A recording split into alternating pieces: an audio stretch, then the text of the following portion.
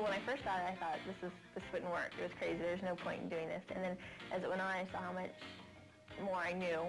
I can speak the language. I can get by enough in the real world to make a difference. It's very different because the way we learn, it's very, I don't know, you learn easier with actions and stuff.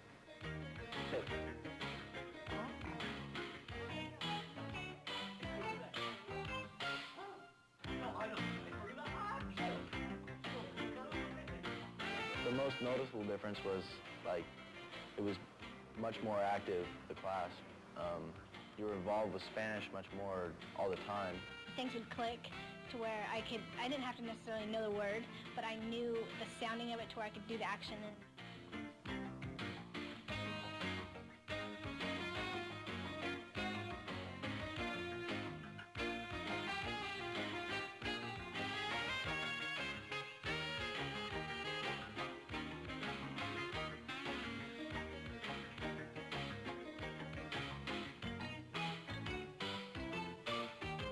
Hello, I'm Galen Young.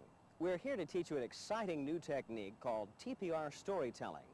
TPR stands for Total Physical Response. It's a method first developed by Dr. James Asher of San Jose State University. TPR allows students to learn a second language through commands and actions. That's similar to the way a baby learns its first language. Storytelling teaches words through actions and then uses those words in a story. Students then retell the story in their own words and can even create variations of that story in their own words. TPR storytelling works because of two reasons. First, the technique promotes long-term memory by continuing to do the actions over and over again. That's the #1 key for it to work. Second, students have to learn the language so that it sounds right. TPR author Bertie Siegel suggests that language is acoustical, not intellectual. Students need to learn the language so that it sounds right, not by studying grammar or word lists. Now let's take a look at a typical TPR classroom. Chiflado, chula, estornuda. Estornuda 3 veces. Estornuda como un hombre grande. Estornuda como Tiffany. Estornuda en la mano. Estornuda en la pierna. Estornuda en la cabeza de otra persona. Estornuda en la boca de otra persona. Estornuda al profe. No me importa, no me importa. Y tose fuerte. Tose 2 veces muy suavecitos. ¿Qué necesita cuando tose? Robitussin. Now, what did you notice about that class? Students were all involved. They were having fun. They were laughing. They were learning. During the first 5 weeks, students will learn about 150 vocabulary words. To teach these words, we use traditional TPR. Here's an example of how you might explain the program to your class on the very first day. Welcome! This year, you're going to be learning a language that you've never heard and you've never spoken before. But you're going to be doing it differently than you've ever done it before and more easily than you've ever done it before. All you have to do in this class is what I do. I'm going to say a word and do an action. You don't have to speak, you don't have to do anything. All you do is do the action that goes with the word I say. Easy, yeah? What happens if you forget the action? What happens if you hear a word and you don't remember how to do the action that goes with that word? Well, what we want you to do is cheat. We don't care. Just look around and see what everybody else is doing and do it. That's all you have to do. Ready? So the first thing we do is teach them words, in groups of 3 usually, while the students use actions to illustrate those words. The teacher would model the words for the students, noticing how quickly they respond to the commands. When the students respond quickly, move ahead to the next group of 3 words. Okay, ¿listos? Okay, cierra los ojos, cierra los ojos, cierra los ojos. Ajá, cierra, ajá, muy bien. Cierra los ojos, bien. Ok, bueno. Agarra. Perfecto. Gato. Muy bien. Feliz. Muy bien. Tira. Triste. Muchacho, tira. Otro feliz, agarra. Gato da. Escapa. Triste escapa gato. Da feliz tiene. Muy bien, perfecto, muy bien. A novel command is combining two words into one command. For example, they know the word jump and they know the word table, but have not associated the words together for the command jump to the table. This is called output exceeding the input, as they learn how to take the words to the next level. Watch Joe Nelson as he teaches his class about sneezing and coughing. Estornuda 2 veces. Estornuda como Tiffany. Estornuda como un hombre grande. Estornuda como el profe. Como el profe. Estornuda en la mano. Estornuda la pierna. Estornuda en la cabeza de la persona al lado. Estornuda en la boca de la persona al lado. Y le pone una inyección grande. Le pone una inyección en la pompis. Oh, me gusta. Oh, mío, ma. Le pone una inyección en la lengua. ¿Y puede hablar? No. Habla con la aguja en la lengua. Y tose. Tose una vez, estornuda 2 veces. Estornuda 2 veces. Estornuda como un hombre grande. Estornuda como una vieja. Notice the tremendous variety he gets from just one word. You can do that with all of your words. It allows you to keep the students guessing what novel surprise you'll come up with next. Oh, otra vez águila, románticamente. Más fuerte para la cámara. Todos estornudan románticamente. Entonces, estornudan románticamente.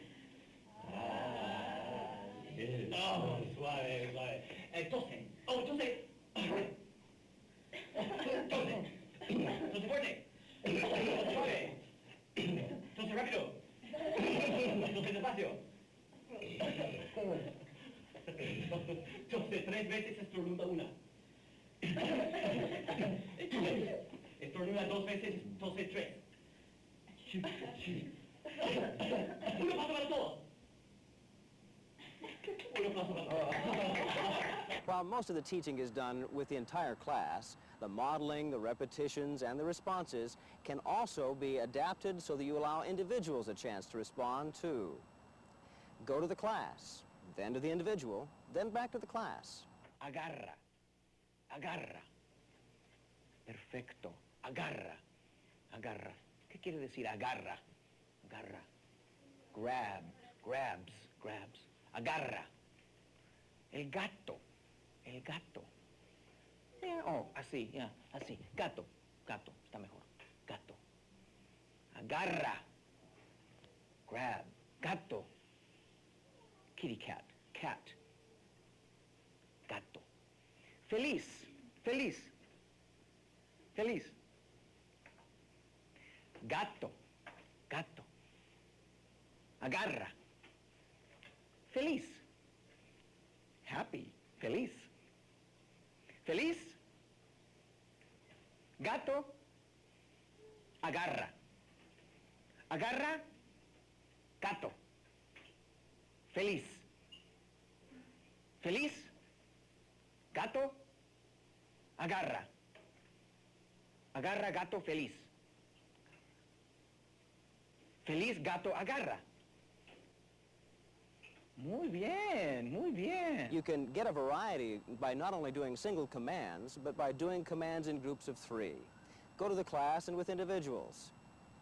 The final step is to allow the students to be tested to know the words. This can be done by having them close their eyes and respond to your commands. Bueno. Agarra. Perfecto. Gato. Muy bien. Feliz. Muy bien. The key is giving the students lots of repetition to make sure they know the words and have fun in the process. After about 5 weeks, we begin to use the words they've learned for storytelling.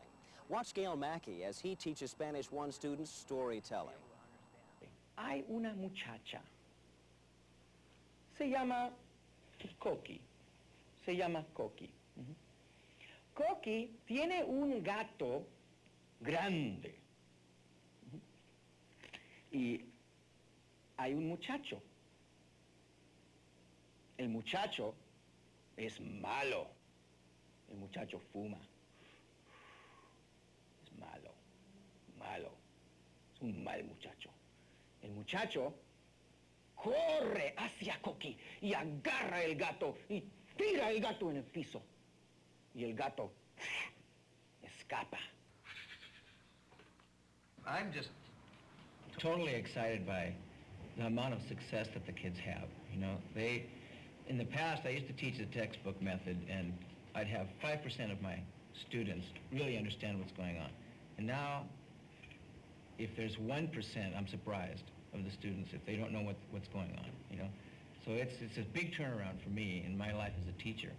And just the number of kids that go from Spanish 1, and they're all excited about taking Spanish 2, and then you hardly have any drop-off between Spanish 2 and Spanish 3. They're all still want to keep taking Spanish. So to me, that's the most exciting thing. It's just the kids want to keep going. They're excited about it. You know, that just makes me feel good as a teacher that I'm doing something, you know, that the kids are learning, you know. Storytelling consists of first teaching the words of the story in groups of 3, practicing the words through actions, mini-stories, and teacher-student talk. Next, teach the main story by having the students act it out as you tell it.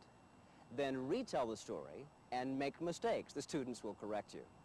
Retell the story again and pause. Allow the students to fill in the blanks. Have 2 or 3 of the better students retell the story in their own words. Then have all the students retell the story in groups of 2. Have the students make up their own version of the story in the group and act out their own new story in front of the class. Use the written exercises about the story from the Look, I Can Talk series or the Dime un Cuento series. Make up new stories by asking students questions. Write out the new stories, have the students read the stories, and give them a quiz on it. Allow them to look at the notes in the process. Do different versions of the story too. Look at the pictures and discuss them as a class. Retell the versions, adding details from the class discussion. Tell students mini-stories and have them draw them. Later, have the students retell the stories from the pictures they've drawn. Una muchacha tiene un gato. Muchacho es muy malo y fuma. Muchacha tiene un gato y muchacho corre a la muchacha y agarra un gato y tira un gato a la piso. Muchacha es muy triste y llora y gato escapa. La otra muchacha tiene un gato. La otra muchacha da un gato a la muchacha. Muchacha es muy feliz. Perfecto. Muy bien. Aplauso fuerte. Muy bien. ¿Están listos? Sí. Ok. Start over here. Aquí. Un papel para ti. Un papel para ti. Toma, un papel para ti. Señor Van Loo. 2 palabras. Van Loo. Toma. So figure out who's going to do the drawing and who's going to do that. Make up a story. You could even write it out if you want to first. The artwork doesn't have to be very fancy at all. Just stick figures. Yeah, simple stick figures. Bebe cerveza.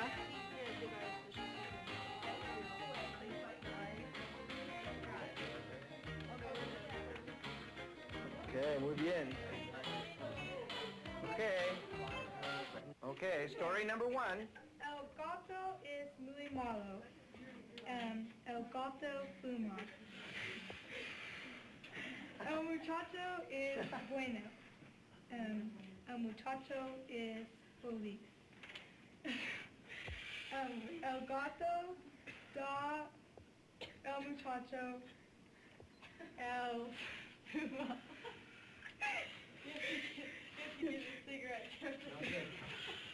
El muchacho llora. Y escapa. You have to try. El gato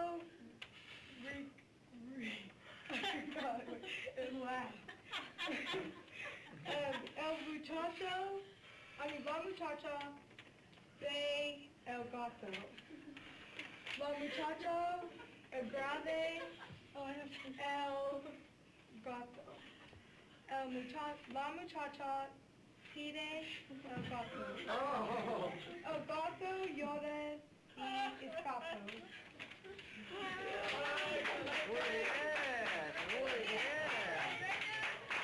You use the language every day in class, and you learn the stories, and you do the actions, so you're thinking, well, this is what it means, because you remember, you know, if you gato is cat, you remember the little picture of a gato, and it just registers in your mind. Or if you have an action, you know, first day of school, you learn levantate, which is stand up. You remember hearing levantate, you remember standing up, so it manages to set in your brain that that's what it means. Hay uno muchacho, ello tiene uno perro. Hay un muchacha, ella es malo y ella fuma. La muchacha ve el perro y corre al perro. Ella agarra el perro y tira al suelo. El perro ve las rodillas de la muchacha y come las rodillas. La muchacha llora y el muchacho es feliz. Ello toma el perro a la casa. Hay un gato, se llama Simran. Hay una muchacha, se llama Denise. Y hay un muchacho, se llama Mitch. Un día, Mitch... Your goal should be to have 80% of the students get 80% or higher on the tests. Now, Valerie Marsh will show you how the technique works using a language these students have never heard before, Hebrew. Zev. Oh, oh! Zev? טוב מאוד, זאב גדול. זאב גדול. זאב גדול. טוב מאוד, זאב קטן. זאב קטן. זאב גדול. טוב, הזאב רץ. הזאב רץ. טוב, הזאב אוכל. הזאב אוכל. טוב מאוד. זאב? זאב גדול? טוב, זאב קטן. טוב מאוד. רוצה לאכול. He is hungry. רוצה לאכול? גרמל, גרמל, גרמל. רוצה לאכול? טוב מאוד. רוצה לאכול. רוצה לאכול את הפיצה. פיצה. רוצה לאכול את הפיצה. טוב, רוצה לאכול את הטאקוס.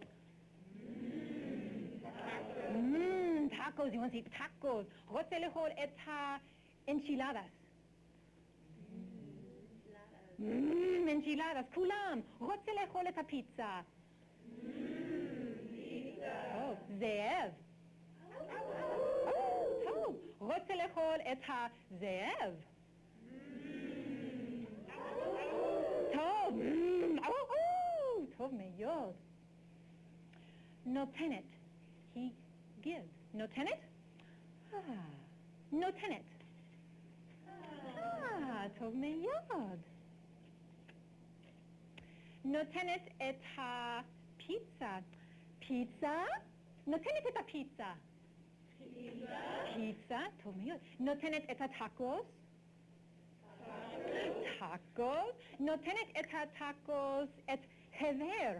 טאקוס, טאקוס. נותנת את הטאקוס לחבר. לחבר. טוב. נותנת את השוקולד לחבר. שוקולד, טוב מאוד. נותנת את הזאב לחבר. טוב מאוד, זהו. נותנת את הזאב לחבר. טוב מאוד. מבינים. מבינים. מבינים?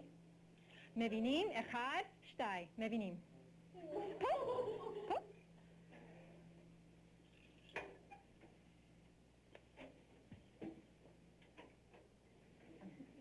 זאב? רוצה לאכול, רוצה לאכול. גמור, גמור. רוצה לאכול את הזאב. רוצה לאכול את הזאב. טוב מאוד. נותנת את הזאב לאגילה. נותנת.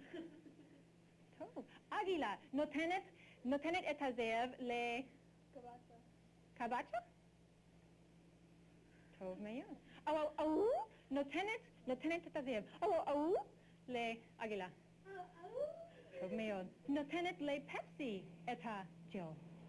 פפסי? טוב מאוד. ג'יל נותנת לפפסי את האבי. פפסי? טוב מאוד. נותנת לזאב את הארם. טוב מאוד, ג'יל. אבי רוצה לאכול את הזאב. רוצה? טוב מאוד. אדם רוצה לאכול את הפפסי. פפסי. טוב מאוד. נותנת לזאב את האבי. תודה רבה. אוקיי, נא לשבת.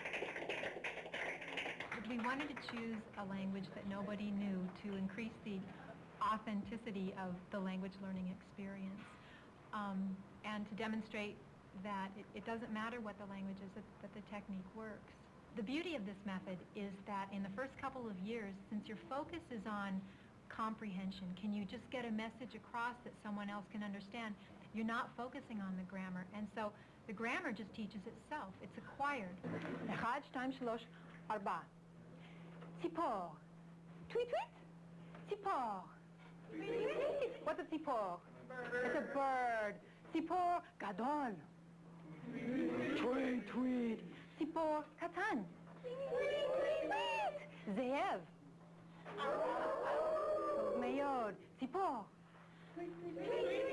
טוב מאוד. תפתח את העיניים. Close your eyes. תפתח את העיניים. Okay.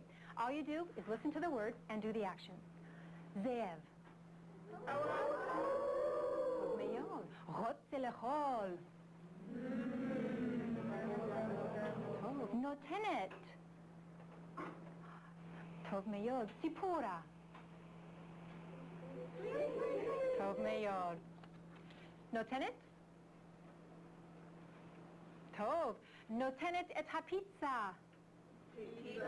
פיצה, טוב מאוד. נותנת את הזאב. Good, he's offering the wolf. נותנת את הציפור, he offers a bird. tweet tweet? טוב מאוד. רואה. רואה. All right, רואה, he sees, he looks at something. רואה את האבי. אבי! טוב. רואה את הזאב. טוב. רואה את הציפור. טוב מאוד. רואה את הפפסי. פפסי. רואה? רואה.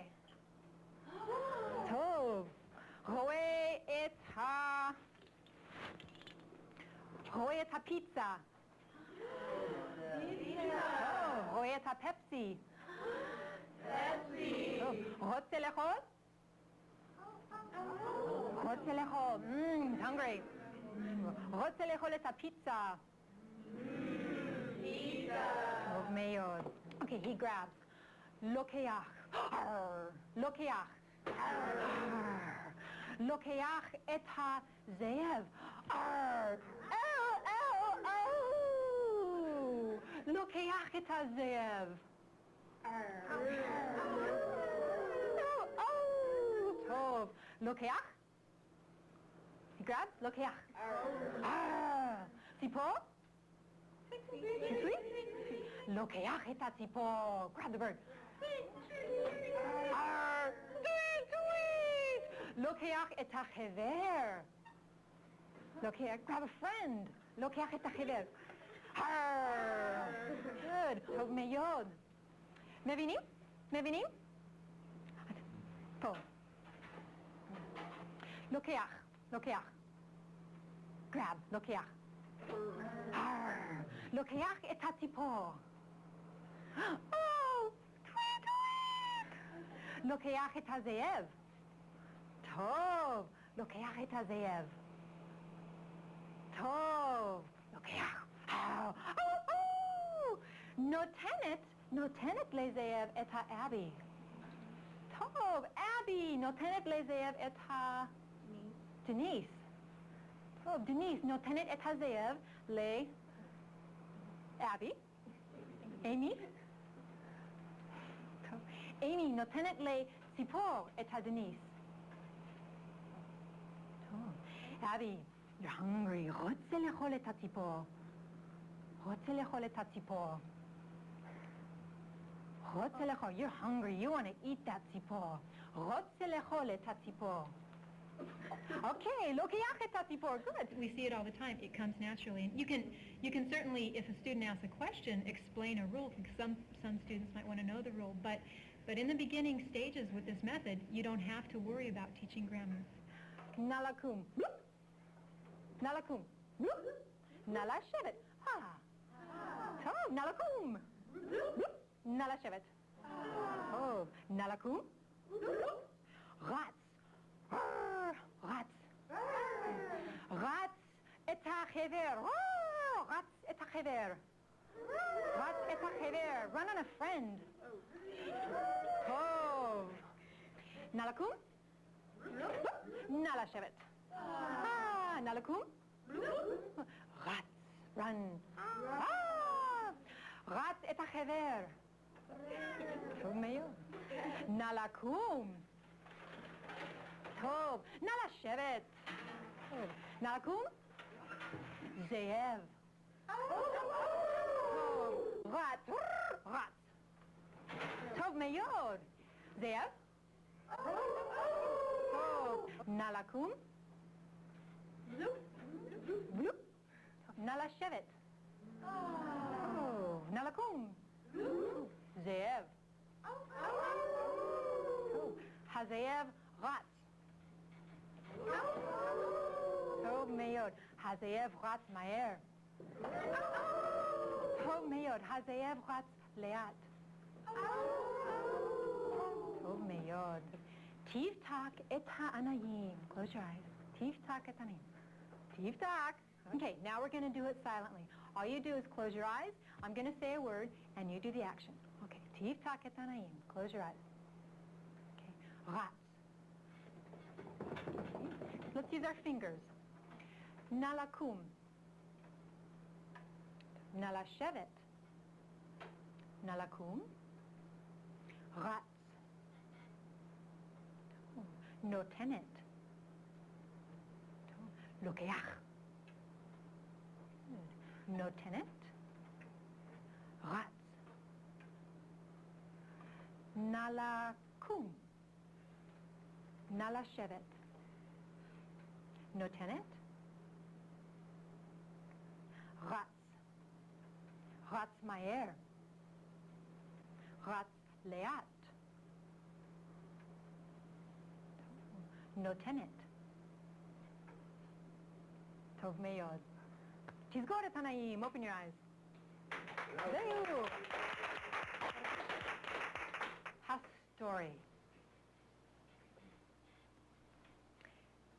Yesh Zeev. Yesh ציפור. הזאב רואה את הציפור. הזאב רוצה לאכול את הציפור. הזאב רוצה לאכול את הציפור סנדוויץ', כן? הזאב לוקח את הציפור. אוי אוי אוי! אבל הציפור נותנת לזאב את הסנדוויץ'. אתם מבינים? Okay, with a partner, take a few moments. I'm going to put the words back up. Just practice quickly telling the story to your partner.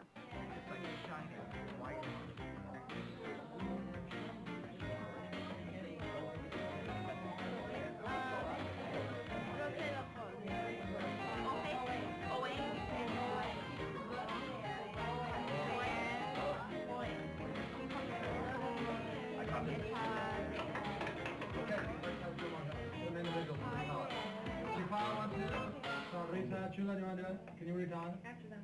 Primero, okay. Chiflado, sonrisa, and chula. Primero, profe? Tú vas primero.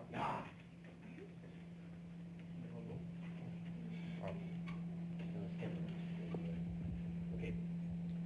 Yes, Zeev, yes, Zipur. Zeev, Roe, Zipur. Zeev, Jose Lopon, sandwich. Zeev, Lokea, Zipur. Zeev, Lieutenant, sandwich, Zipur.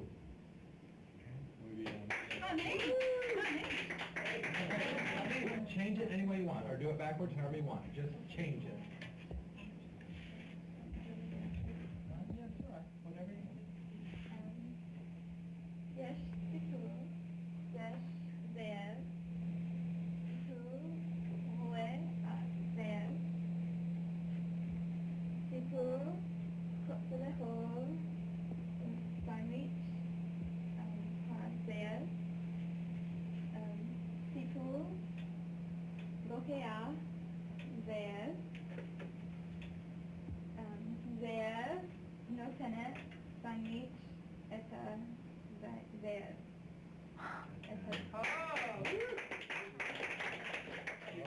For example, in the Hebrew story that we did, you'll notice that one of the students used an indirect object marker and a direct object marker, le and etha.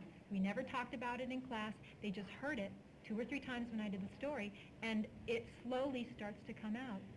So the focus isn't really on the grammar, but it gets in there because they're exposed to it in context. In order to teach with this method, teachers have to realize that this progresses step by step. And they have to delay the grammar to a point which is very advanced in the students' learning so that they can learn when they're ready for it. If they teach grammar or try to teach rules or anything else early in the program, that not only doesn't help their foreign language learning, it impedes it. By doing this method and by doing the actions in the stories and totally focusing on content, the students progress step by step until at some point in the future, then they're ready to start thinking about correctness. We think that happens near the end of the 2nd year or sometime in the 3rd year. Of course, it varies according to students. The first year that I found out about the method, I tried to use it as a supplement to my curriculum, which was traditional textbook-oriented curriculum. And what I noticed was that the students loved the TPR storytelling, yet when I returned to the book, they said, oh, well, we're back to the book, and they lost their interest in the language. Also, the fact that we were using a book curriculum, that's where the tests were coming from. So they realized, aha, my grade is associated more with this book than with the stories. Therefore, the stories are fun, but they really aren't important for my grade. And that in itself diminished the effect of the TPR storytelling. However, at the end of the year, what did they learn? What did they acquire?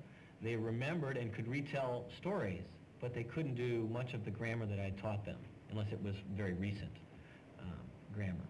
And then the following year, when I was able to leave the book behind and use just TPR storytelling, the whole focus was the storytelling, and there was no longer a conflict of interest. There was no longer, oh, I think this grammar in the book is more important than the communication that's in the stories.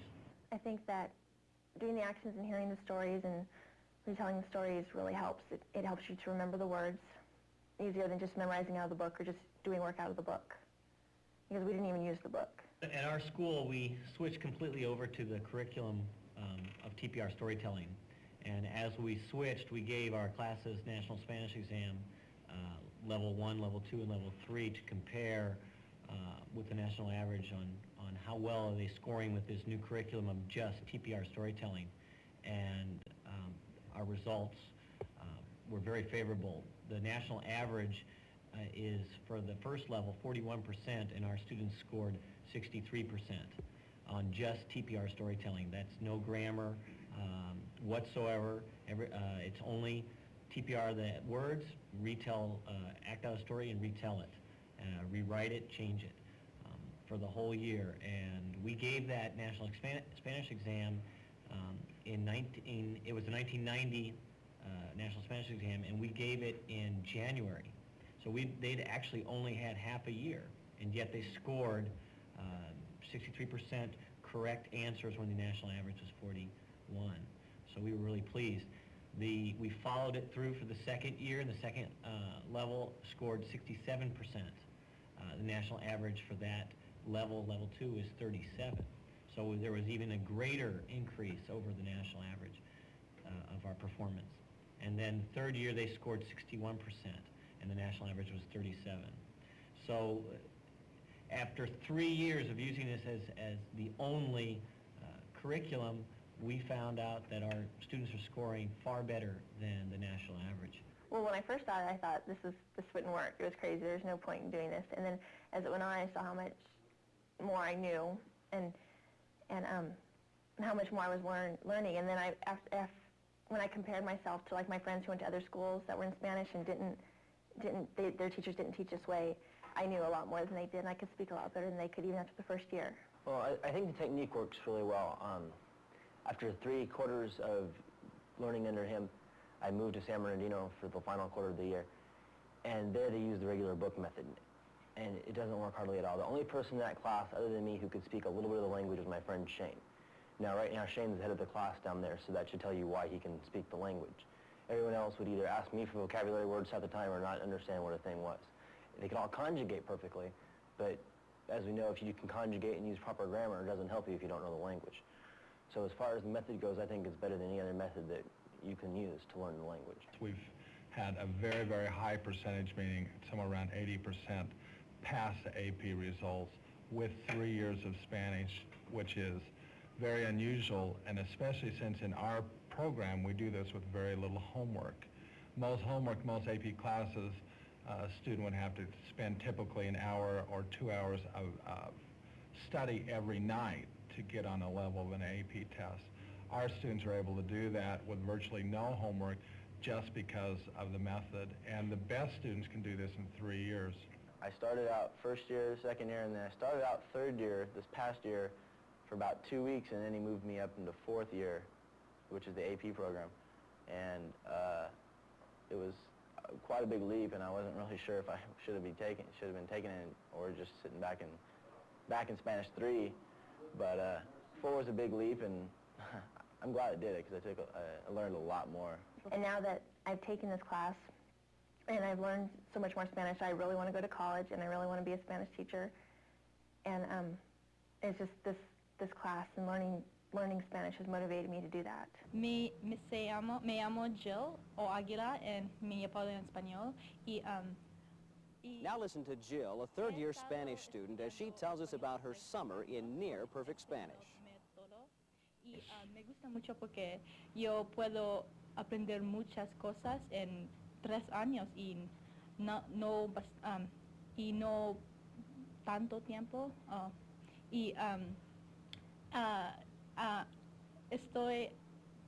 No.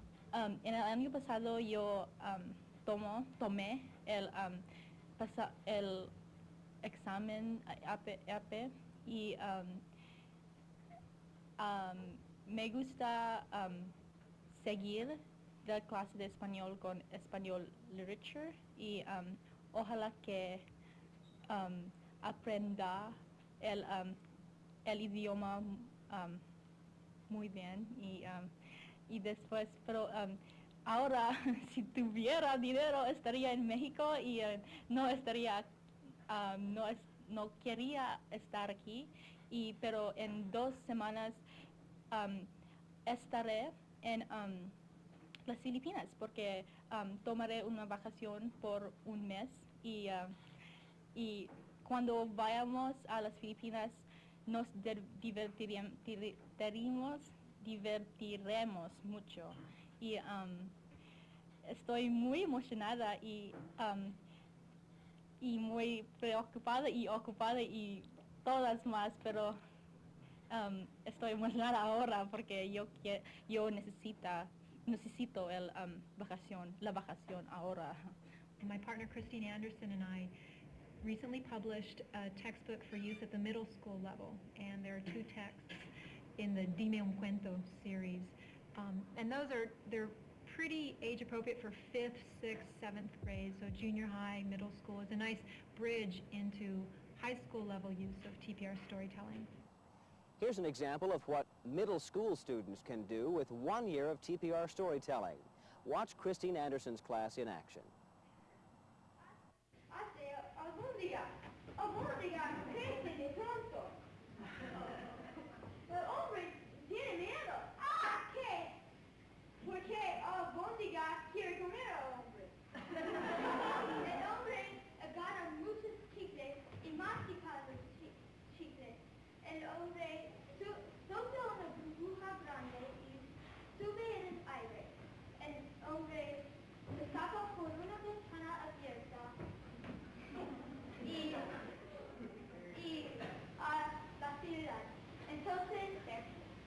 Entonces el hombre baila orquesta.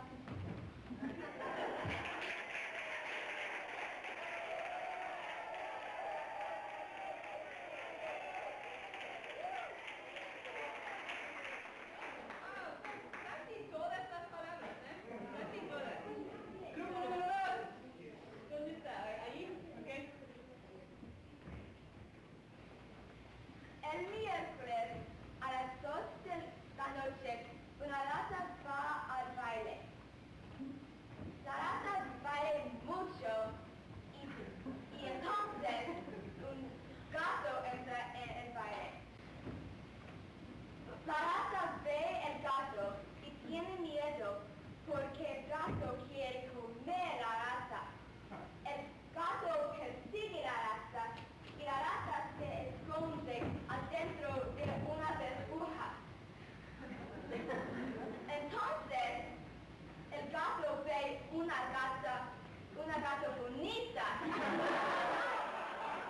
sale con la gata bonita.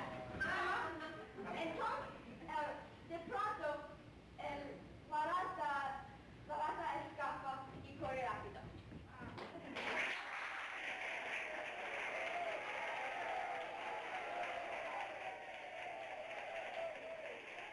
Well, I really enjoyed Spanish this year because I can talk to other people in Spanish instead of reciting vocabulary, and I can say stories and tell stories to my friends and my mom and everything. And it's been a very enjoyable experience, and next year I hope we continue so I can learn more. This is the first year I've done TPR, and since I've been doing TPR, my friends and I and my family can speak Spanish, and I can really talk to my babysitters. And when I went to Mexico, I could talk to the people there.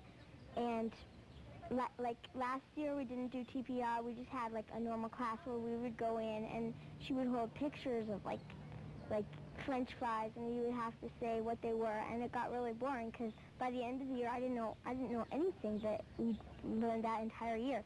And so that year I could write a long list of vocabulary words, but they wouldn't I wouldn't be able to put them together or say anything interesting. But this year I could tell my mom a story and it's really fun. The thing I like best is that I can really understand the stories, and when we tell the revisions, we use vocabulary that we learned in previous mini cuentos, and we always use the vocabulary, and so we never lose it because we're using it over and over again in our revisions. I like this year's method a lot better than last year's method because this year you get to act it out. It's easier to remember the words, and I like acting kind of. I like dancing around and exaggerating the words. And I think everybody pretty much enjoys it more.